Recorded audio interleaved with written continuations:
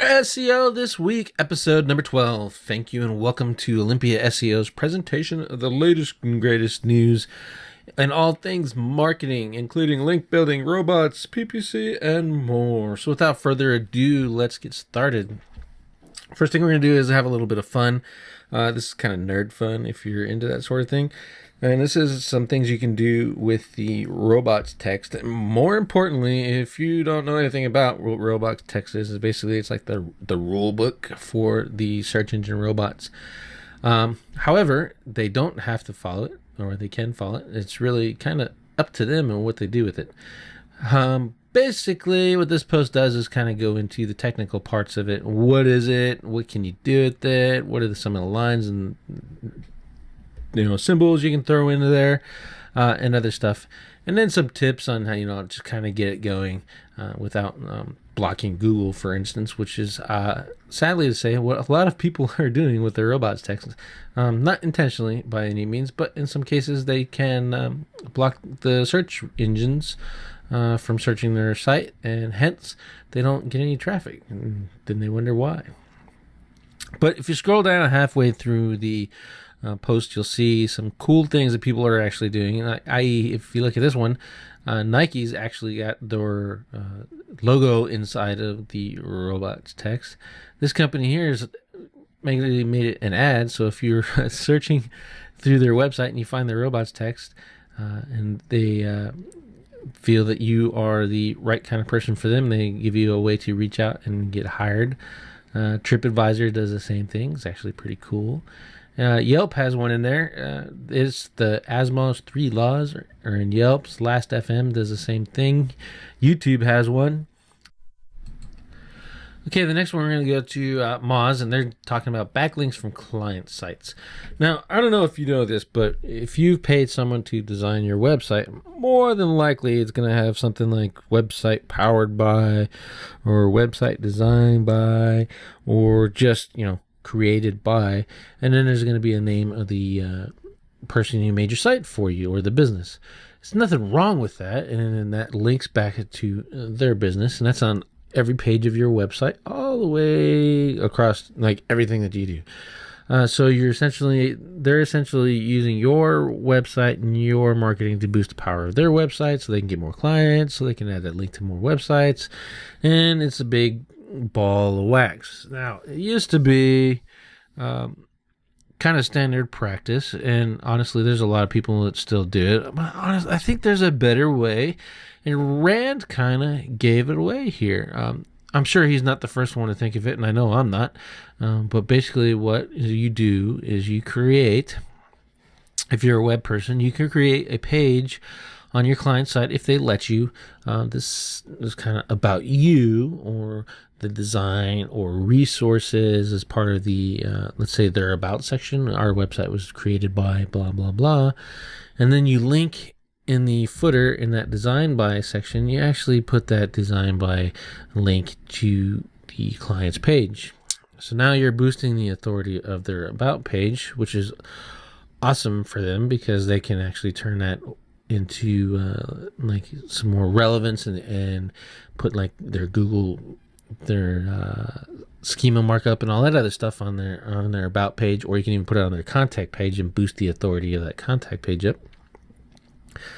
Showing location relevance, which will increase their SEO benefits, and you also get a one good clean link from each of your clients, which is better than 1,000 weak links. You have one really good one, so something to consider. But there's some other things in this video. It is a Whiteboard Friday video that you can check out, including adding widgets, etc., and embeds on your client sites to gain some traction for your own business if you're doing so. Next, we look at link building is specialized marketing. This is actually really good if you're a small business owner, just to kind of check this out.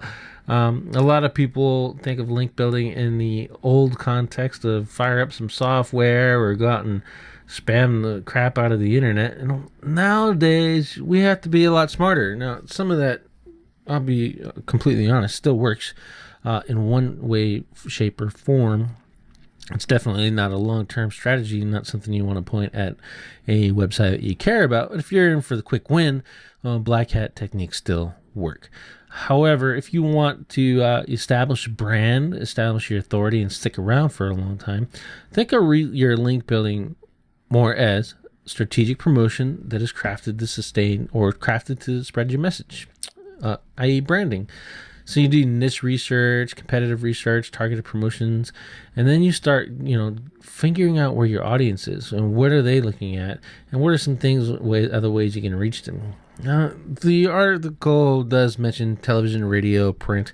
Radio works. Television, you can probably get some benefit out of that too if you can find some cheap advertising opportunities. But there are blogs, online magazines, forums, etc. that you can reach out to in order to, one, establish yourself in the market, and two, build some links that will generate you not only some SEO power, but potentially traffic and clients, and increase your brand awareness among your market.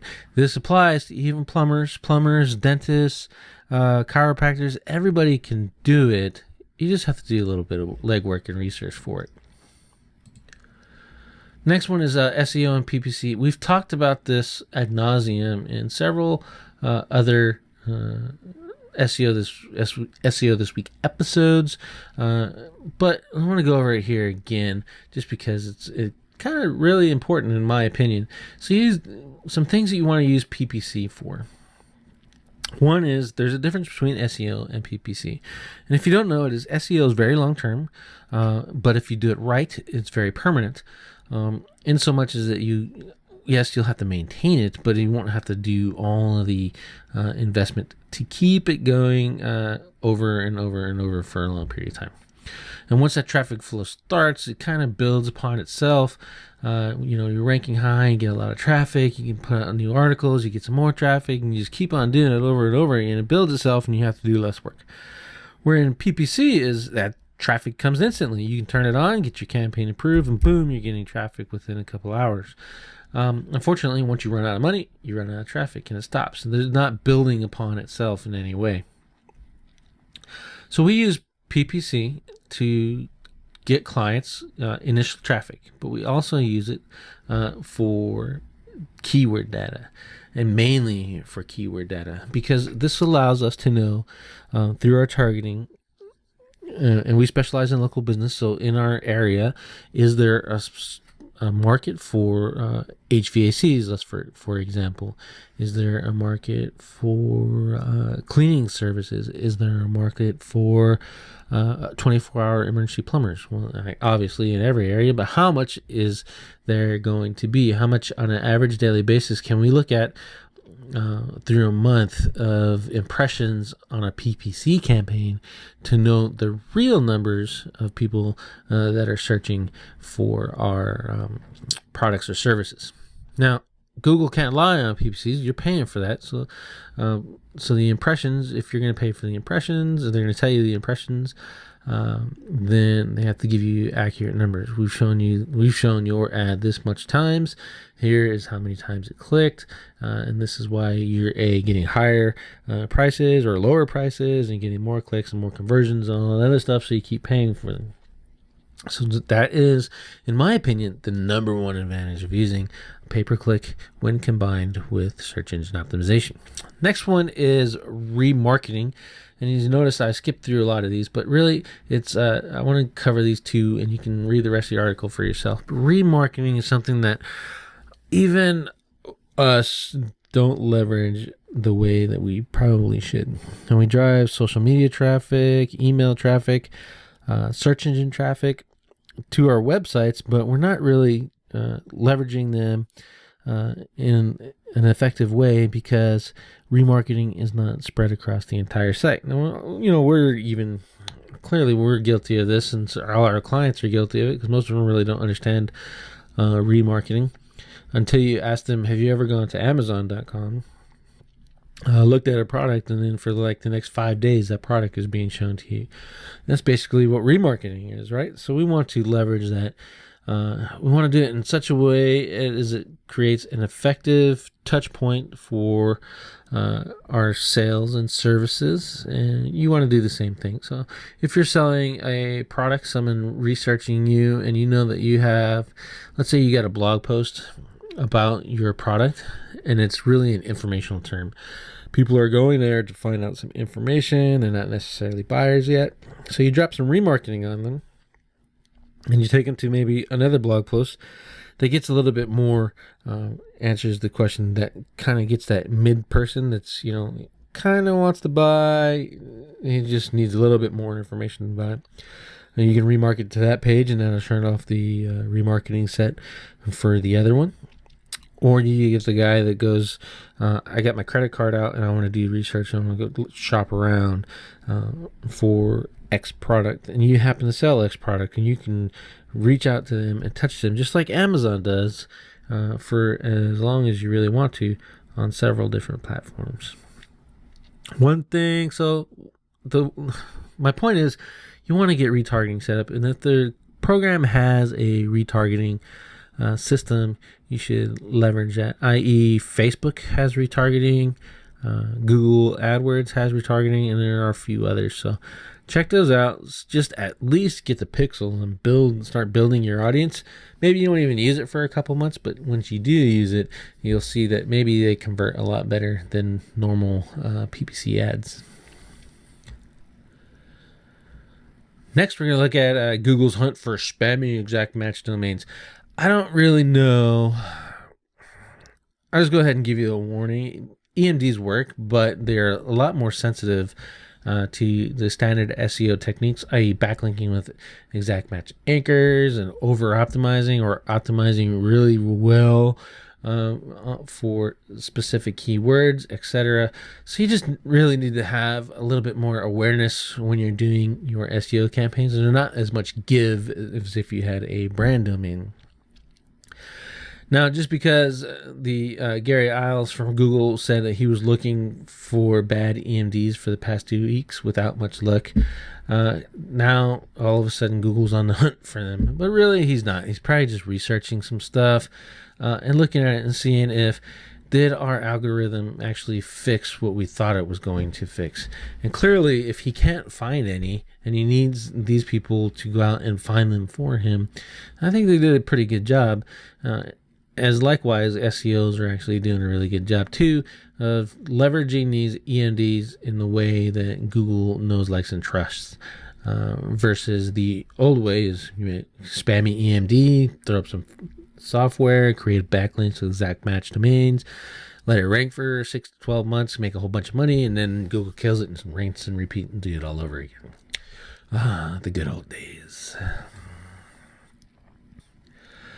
This one is, again, he's kind of behind the power curve. We actually sent him a tweet when we found out about this on the 18th of November. They ignored us, and then all of a sudden, now it's a story. But basically, schema is requiring images in your schema markup.